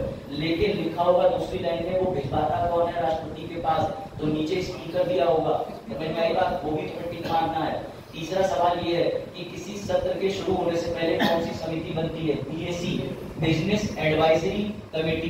बिजनेस एडवाइजरी कमेटी किसके आदेश पे बनती है? राष्ट्रपति। सत्र का सबसे पहला दिन, जब नई सत्र बनता है लोकसभा का 18वीं, जब चयनित होके आएंगे, तो पहले दिन सत्र कौन लेगा? नियम है राष्ट्रपति। और सत्र को छुट्टी पे, विघटित, रद्द, ये सब कौन करेगा? राष्ट्रपति। यही सवाल बनते हैं पार्लियामेंट के, इसलिए कंसेप्ट समझते हुए चलना। हाँ पूछो। नहीं, वो कुछ नहीं बोलते, वो बस वहां पर एक चीज कहते हैं कि द सेशन इज एडजर्न, बस वो ये कहते हैं कि सत्र सेशन एडजर्न हुआ, भैया सभा विघटित कर दी गई, अब हम जब मिलेंगे तब मिलेंगे, ऐसा वो कहते हैं कि हमारा क्लास चलेगा। ठीक है, समझ गए? और ये देखो, जो ये नोटिस बनता है, इसमें यूपीएससी पूछ चुका है कि क्या डेट पड़ती है एडजॉर्नमेंट सिने डाई में? कोई डेट नहीं होती। वो डेट क्यों नहीं डालते, उसका जवाब तुम्हें अभी मिलने वाला है। आगे बढ़े। ये देखो, डेट क्यों नहीं मिली? क्योंकि दोनों सत्र के बीच में मैक्सिमम कितना गैप हो सकता है? अब जैसे ही 6 महीने का गैप होने वाला था, तभी प्राइम मिनिस्टर गए राष्ट्रपति के घर पे, क्योंकि प्राइम मिनिस्टर साहब को भी तो ये बताना है कि मैं जीत के आ चुका हूँ, अब मुझे काम करने का मन हो रहा है, लेकिन सभा ही नहीं लग रही है। संसद की सभाएं विघटित चल रही हैं, तो तुरंत ही आज जाकर के एक सभा बिठाओ। और ये 42वें संविधान संशोधन में तय किया जा चुका है कि राष्ट्रपति पीएम की एडवाइस पे बाध्य है। ये पता है कि नहीं पता है? अगर प्राइम मिनिस्टर कह देंगे कि आज सत्र लगना है तो राष्ट्रपति को सत्र की घोषणा करनी पड़ेगी, क्योंकि राष्ट्रपति बाध्य है पीएम के द्वारा। ये प्रावधान तो मेरी फेवरेट इंदिरा जी ने करे थे, क्योंकि वो पीएम थी। अगर वो प्रेसिडेंट बनी होती तो प्रेसिडेंट में अमेरिका का सिस्टम लागू हो चुका होता, क्योंकि वो थी पीएम और उन्होंने पीएम की पावर को मजबूत बनाया। इसी 42वें संविधान संशोधन की जरूरत, जब मैं तुम्हें इमरजेंसी पर पढ़ाऊंगा ना तब मजा आएगा। तो भैया प्रेसिडेंट जी ने एडवाइस दी कि प्रेसिडेंट जी को एडवाइस दी पीएम ने कि ऐसा है, बहुत दिन हो गए, सत्र वत्र नहीं हो रहा, लगवाओगे कि नहीं? तो प्रेसिडेंट बोले जो आपको तो वो कराते हैं। तो प्रेसिडेंट जी की एडवाइस पे और साफ साफ लिखा हुआ है, क्या ये एडवाइस बाध्यकारी है? यस। बाइंडिंग है? यस। इस एडवाइस से हमारे राष्ट्रपति जी जितने भी लोकसभा, राज्यसभा, जो भी सत्र लगना है सभी संसदों को समन भेजेंगे। क्या भेजेंगे? समन। ये वर्ड याद रखना, SU, सुमन नहीं, समन। ठीक है? संबंध। हाँ, वेरी गुड। कोर्ट का आता है।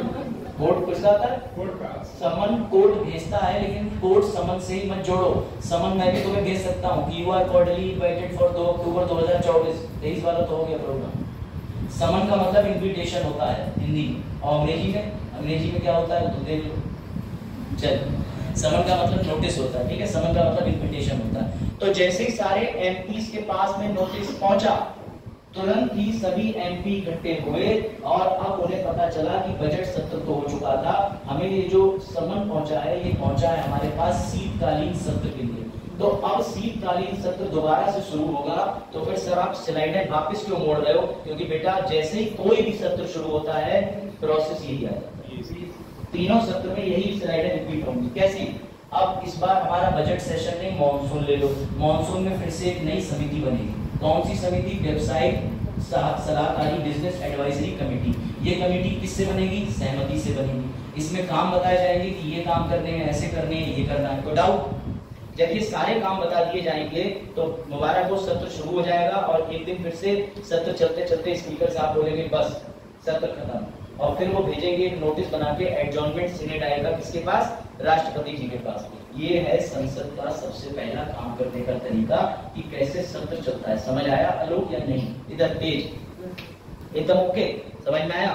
चलो आगे बढ़ते हैं। सर ये तो पूछो। जैसे कि बजट का सत्र चालू हुआ फरवरी से जून तक। हाँ तो सर जून में तो बोलेंगे कि बस हाँ, जून में ऐसा है, जून में भी बोल सकते हैं, लेकिन अगर उससे पहले स्पीकर को लगता है कि सारे एजेंडे डिस्कस हो गए, अब कुछ बचा ही नहीं, तो पहले भी छुट्टी डिक्लेयर कर सकते हैं।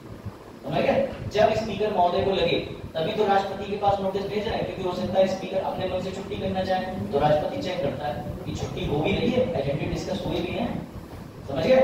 हर जगह doctrine of cross check and balance कर रहा है। अब देखो ये सबसे जरूरी, सर संसद जो भी काम कर रही है वो संविधान में कहीं लिखे हुए होंगे, वो संविधान में कहीं नहीं लिखे हुए, उसके लिए एक नियमावली चलती है जिसे कहते हैं संसद की प्रक्रिया। जो भी सारे काम करने की है, एक्ट का नाम अभी शॉर्ट में है, नोटिस में पूरा लिखा हुआ मिल जाएगा तुम्हें, जो आगे मैं स्लाइड चेंज करूंगा। इसे कहते हैं रॉक, यानी rules of procedure conduct of business. संसद के अंदर कार्य करने की प्रक्रिया एवं व्यवसाय जारी करने या व्यवसाय का संचालन करने की नियमावली, अधिनियम 1951। ये संसद के पास पावर होती है, वो खुद बनाता है। अभी तुम जानोगे कि 0 आवर क्या होता है, क्वेश्चन आवर क्या होता है, बड़े प्रश्न का इस पे सीधे सवाल आते हैं, इसलिए इसको बड़ा ध्यान से समझना, ये प्योर कंसेप्चुअल चीज है। अब देखो, हाँ देखो भैया सिफा उधर क्या हुआ, दोनों को डाउट है? कोई पूछ लो अगर डाउट हो तो। चलो देखो ध्यान से, अब पार्लियामेंट को समझो।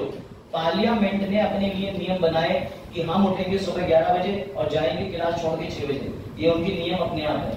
तो एक बात याद रखना कि अगर संसद का समय 11 बजे शुरू हो रहा है और संसद को आज लगे कि हमें 9 बजे शुरू करना है, तो वो ये जो ऊपर नियमावली दी है ROP COB 1951, इसमें फेरबदल करके समय चेंज कर सकती है। वो बाध्य नहीं है, उसे जितना समय लगेगा उससे पहले इसके अंदर संशोधन करना पड़ेगा। संविधान में संसद को अपने काम करने के लिए कोई प्रावधान की जरूरत नहीं, क्योंकि उसने खुद का एक एक्ट बना रखा है, रॉक, समझ गए? Rules of procedure conduct of business 1951। अब भैया एक दिन संसद से मैंने पूछा कि तुम्हारी सुबह की शुरुआत कैसे होती है, तो उसने कहा स्टेटस लगा के। मैंने कहा स्टेटस लगा के मतलब? बोले यानी कि 11 बजे। हम लोग पता नहीं किधर देख रहे हैं, इधर हंसते हुए। आलो वो नहीं आई है जो तुम देख रहे हो, देखो उधर सामने।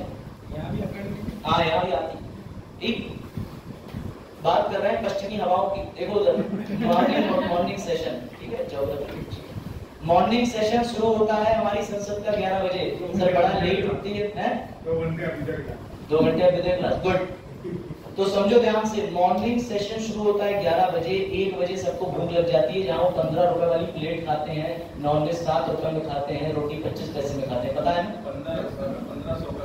हाँ, वहाँ पर जो कैंटीन है वो सबसे कैंटीन जो है वो हम जैसे लोगों के लिए नहीं है। वो कैंटीन जो है वो हमसे भी ज्यादा अत्यधिक गरीब लोगों के लिए है। वहाँ पर बहुत अधिक खाना सस्ता मिलता है। तुम्हें अगर चावल 7 रुपए किलो मिल रहे हैं तो वहाँ 7 रुपए में तुम्हें बने बनाए VIP चावल मिल जाएंगे, वो भी इंडिया के world of the best chef के हाथों। तो देखो, तो हमारी संसद का सत्र शुरू होता है 11 बजे और संसद का सारा सत्र निपटता है 6 बजे। उस बीच में बातचीत करते करते 1 से 2 के बीच में सबको भूख लग जाती है, तो वो 1 से 2 के बीच में लंच भी करते हैं। अब जैसे ही संसद में सारे सदस्य अपनी अपनी गाड़ियों से उतरे और एंट्री ली, वैसे ही वो 11 बजे तक सब जाकर के बैठ जाते हैं। और मुबारक हो, 11 से 12 बजे तक शुरू होता है प्रश्न काल। कौन सा काल? एग्जैक्टली सही। क्वेश्चन आवर क्या है?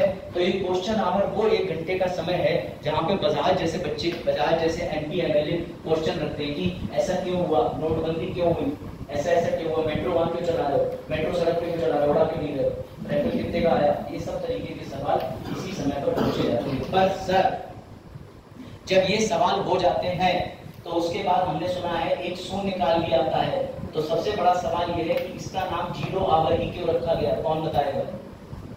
0 आवर ही क्यों रखा गया? बताओ क्या रखा है इसका नाम? शून्यकाल क्यों रखा गया? क्योंकि इसकी कोई आर्बिट्रेरी नहीं करी थी। हाँ, क्यों रखा गया बताओ? अब पता चलेगा तुम्हारा ज्ञान। लक्ष्मीकांत में नहीं दिया है, किताब खोलना, गूगल पे भी नहीं मिलेगा। तो सर कहाँ आपने क्या घर पे बनाया? पेट पूजा करते हैं लोग अपनी। क्या करते हैं? पेट पूजा। पेट पूजा 1 बजे करते हैं। बाजार जो सामने लिखा है तुम वो नहीं देख पा रहे। मोतियाबिंद की शुरुआत 11 से 1 के बीच में। 11 से 1 के बीच में? रहने दो, मैं बता। एक मूवी है, देख लेना।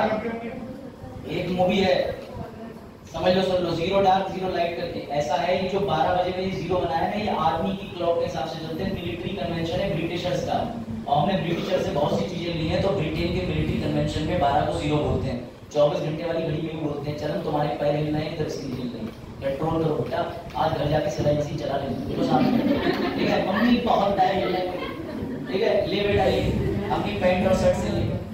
ठीक है, तो अत्यधिक ऊर्जा जो है वो बह रही है, हाथ वाली है। आज नीचे उसमें पेडल लगवाना। मैंने एक बार चलाया था, तो उसके बाद घर वालों ने फिर हटा दिया, तो मशीन में नुकसान हो गया। मेरे पैर सही थे, लेकिन मशीन में नुकसान हो गया था। चलो देखो, तो जो 0 आवर होता है प्रश्नकाल, ये इसलिए रखा गया। प्रश्नकाल के बाद आता है शून्यकाल। ये इसलिए रखा जाता है क्योंकि यहाँ पे agenda of the day discuss होता है। जैसे कोई ऐसा प्रश्न आ गया जो इस समय बड़ा गंभीर है, इसमें कोई ऐसी बात डिस्कस होनी है जिसके लिए हम इंतजार नहीं कर सकते, या आगे हमें 2 बजे खाना खाने के बाद क्या डिस्कस करना है, वो सब इसी में हो जाता है। तो ये जो शून्यकाल की अवधि होती है, इसको लेके TCS मानती है आधा घंटा, लेकिन UPSC मानती है 1 घंटा। जो भी घटना चक्र लगा रहे हैं, सुन लो, पॉलिटी की, उसमें ये दिया है 0 आवर आधे घंटे का। इंटरनेट से वेरीफाई करके ठीक कर लेना। घटना चक्र UPSC का 1 नंबर खा जाएगी। पहले सुन लो, घटना चक्र में दिया हुआ 2, घटना चक्र में दिया हुआ है कि ये 0 आवर आधे घंटे का होता है, लेकिन ये 0 आवर संसद ने 1 घंटे का माना है। जुडिशरी के एग्जाम में, प्रीलिम्स में मेरा ये गलत हुआ था घटना चक्र की वजह से। उसमें आधा घंटा था, मैं टिक मारा है वहां बड़े कॉन्फिडेंस से। बाद में जब आई मेरी जो आंसर की तो मैं हंस रहा था। तो घटना चक्र का नाम ही घटनाक्रम है। घटनाएं होंगी 12 बज के शाबाश। 12 बजे तुम्हारी अलग है। सऊदी के पेपर हम नहीं देते हम लोग। हाँ, अच्छा तुम अपना दो। चैट GPT के चक्कर में मत पड़ो, उससे तो कहोगे मेरे फादर कौन है, वो ऐसे बताएगी कि तुम मान लोगे। देखो तो 12, हाँ मैं तुम्हें गलतियां बता रहा हूँ। किताबों में एक बार कोई प्रश्न गलत हो जाता है, इसका मतलब ये नहीं है। चैट GPT जो है, हाँ, UPSC का आंसर नहीं देता है, कभी नहीं देता। उसकी क्लियरली वेरीफाई हो चुका है। हाँ ये बात, ये तो कई बार करा भी है कि गलत आंसर देता है बहुत से। एक स्क्रीनशॉट डाला था किसी ऑफिसर ने, शायद आयोग के सदस्य ने, भैया आप चैट जीपीटी पर निर्भर ना रहे, खुद की जीपीटी पटाएं। अरे घर वालों से पैसा लेके भैया मैं जीपीटी दिलवा दूंगा। स्टेटमेंट निकला था ये ऑफिशियली। बिल्कुल सही। बढ़े आगे। अब देखो सर, वो आफ्टरनून वाले सेक्टर में क्या करते हैं, जो वो 0 आवर में डिस्कस करने का प्रोग्राम बनाते हैं। अब आ जाओ इधर, जो तुम्हारा प्रश्न काल है वो उसमें 3 तरीके के प्रश्न पूछ सकते हैं। प्रश्न आवर में कितने तरीके के, तो भैया गदर 2 में उसके बेटे का नाम क्या था और उसके पापा का नाम क्या था, कौन से सिंह थे वो, अरे तारा सिंह, क्या भूल गए। तो भैया प्रश्न काल में सबसे पहले तारांकित प्रश्न आते हैं, तारांकित, तारा सिंह वाले देख लो। तारा सिंह वाले जो प्रश्न है, यानी कि तारा वाले, इसको तारा नाम क्यों दिया गया, क्योंकि भैया जैसे तारा तुमसे बहुत दूर है, ऐसे इनका जवाब भी तुम्हें बड़ा दूर दूर रखना है, यानी ओरली, सिर्फ मुंह से बोल के जवाब देना है। मैंने आपको ये बताया, बजाय फिर से देख लो, मैंने ये बताया कि सत्र शुरू होता है तो 11 से सबसे पहले 12 बजे तक, ये 11 से 1 बजे में दोनों कवर है, दोनों 11 से 1 में दोनों। लेकिन प्रश्नकाल कितने घंटे का है, 1 घंटे का। तो ये जो 1 घंटे का प्रश्नकाल होता है, इसमें किस तरीके के प्रश्न पूछे जाते हैं वो अगली स्लाइड पे दी हुई, ये रहे। इसमें सबसे पहले पूछे जाते हैं तारांकित प्रश्न, फिर आते हैं अतारांकित जिसमें स्टार नहीं होता, और एक और होते हैं जिसे अल्प प्रश्न कहते हैं, शॉर्ट नोटिस। अब सुनो तारांकित प्रश्न कैसे होते हैं। जैसे मान के चलो एक दिन राहुल गांधी जी खड़े हुए और उन्होंने कहा कि मुझे जवाब दो, राफेल कितने का आ रहा है, उन्होंने पूछा। तो क्या अगर वो डायरेक्टली इस सवाल को पूछेंगे तो संसद अलाउ करेगा, हाँ या ना, हाँ या ना। किसी ने बहस देखी नहीं होगी ना पार्लियामेंट की। बट कभी भी आपको किसी भी मिनिस्टर से प्रश्न पूछना है, क्योंकि आप विपक्ष में हो तो आप प्रश्न पूछ सकते हो, लेकिन तारांकित प्रश्न का एक नियम है कि आपको मंत्री जी को कम से कम 10 दिन पहले सूचना पहुंचवानी होगी, या फिर आपको आज पूछना है राफेल समझौते पे कोई प्रश्न, तो आप मंत्री जी से पहले स्पीकर महोदय को देंगे। स्पीकर महोदय उस प्रश्न को पहुंचाएंगे उस मंत्रालय में, उस मंत्रालय के मंत्री जी को वो पहुंचते ही पेज मिल जाएंगे 15 दिन, और 15 दिन के अंदर वो मंत्री जी सवाल का जवाब तैयार कर लेंगे और 1 दिन संसद में आके खड़े होकर कहेंगे कि आज मुझसे उसका जवाब मिल लो, मैं जवाब देने के लिए तैयार हूँ। लेकिन सवाल ये है कि कितने तारांकित प्रश्न 1 दिन में पूछे जा सकते हैं, बताओ। कौन कह रहा 200? 230 अतारांकित होते हैं, सिर्फ 20 तारांकित। कंफ्यूज हो गई होगी सपना, देखो उसमें लिखा है 1 दिन में कितने तारांकित यानी स्टार क्वेश्चन पूछे जा सकते हैं, 20। और याद रखना हर क्वेश्चन पर 2 सप्लीमेंट्री क्वेश्चन पूछे जा सकते हैं, पूरक प्रश्न। अब सुनो, मैं तुम्हें सारी आज समरी दे रहा हूँ क्योंकि अभी 9 मिनट बचे हैं और सब तुम्हारे दिमाग के ऊपर से गया होगा, क्योंकि कंसेप्चुअल चीजें जाती हैं दिमाग से, ठीक है। किसी के दिमाग में बजा तो मैं आया सब समझ में। बीएससी क्या है,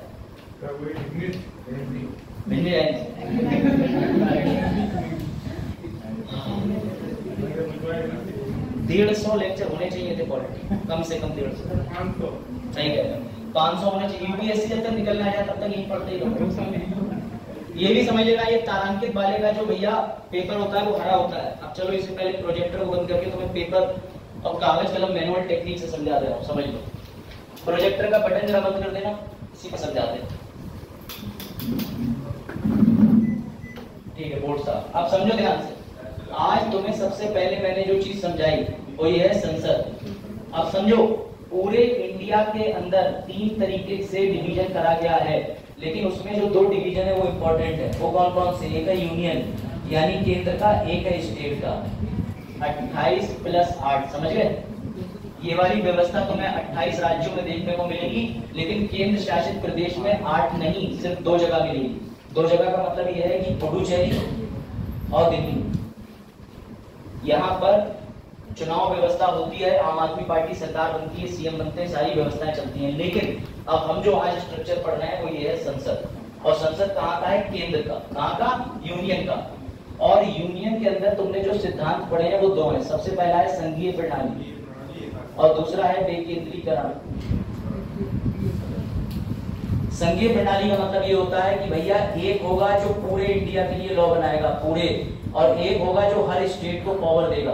पूरे इंडिया का मतलब ये है कि हमने फेडरल सिस्टम में बांट दिया। जो पूरी इंडिया के लिए लॉ बनाएगा वो पार्लियामेंट, और हर स्टेट के पास अपनी पावर होगी, दैट इज स्टेट विधानसभा। बात आई समझ में? कोई दिक्कत? ये स्ट्रक्चर हमने कहाँ से लिया? तो ये संघीय प्रणाली हमारे पास थी 1935 से, ये भी समझ लो, ग्रुप डी का क्वेश्चन। ठीक, अब सवाल ये आता है कि सर जो कहाँ बाजार तुमने बटन तो दबाया, कोई बात नहीं, आज वाईफाई का पासवर्ड बदल। ठीक, बंद हो गया क्या चीज? नहीं बंद हो गया, लाइट नहीं आएगी ना। देख लो बता, तुम्हें तो अभी अगले साल वाले 70 मिलियन एनरोल होना है, बेचारे नए बच्चों को कृपा कर दो। देखो इधर, ठीक है, बनाकर एग्जाम निकालो, बचाओ, सीधा समझो बात। हाँ गुड, यही कॉन्फिडेंस चाहिए। अब देखो केंद्र की अगर बात करो तो केंद्र के अंदर संघीय प्रणाली। हाँ देखो, सबसे बड़ी बात स्टेट का अलग है और हमारे पास में पार्लियामेंट सिस्टम है, ये हम पढ़ रहे हैं यहाँ पर पार्लियामेंट। भैया बताओ पार्लियामेंट के अंदर कौन से 2 सदन होते हैं? Very good.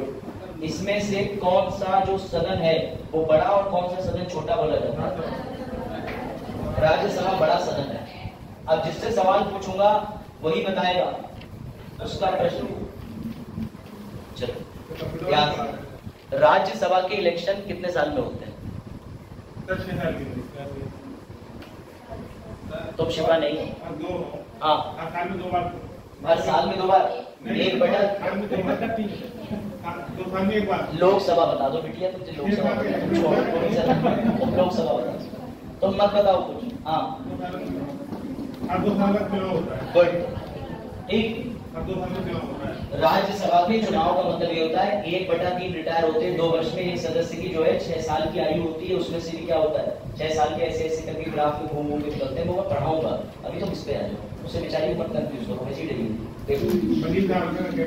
वकील साहब तो हैं, लेकिन जब सामने कुख्यात अपराधी आ जाए, ये बताओ हिस्ट्री सीटर आ जाए सामने तो क्या करें वो भी बेचारा, समझे? देखो पार्लियामेंट के अंदर हम लोग लोकसभा राज्यसभा की बात करेंगे, लेकिन आज लोकसभा और राज्यसभा हमने कवर नहीं किया। आज हमने सिर्फ और सिर्फ ये चीज समझी है कि पार्लियामेंट के अंदर ये दोनों सदन जो है ये काम कैसे करते हैं। तो पार्लियामेंट के अंदर तुमने सबसे पहले देखा कि पार्लियामेंट के 2 काम होते हैं, एक तो कोई सत्र चलाना और जब सत्र पूरा हो जाता है तो उस सत्र को डिसॉल्व कर देना या खत्म कर देना या सारे फैसले लेना, ये सब इसी के अंदर आते हैं। कितने तरीके के सत्र होते हैं? कौन से 3 सत्र थे? शाबाश। जो भी सत्र शुरू होता है सबसे पहले दिन सत्र को संबोधित करने कौन आता है?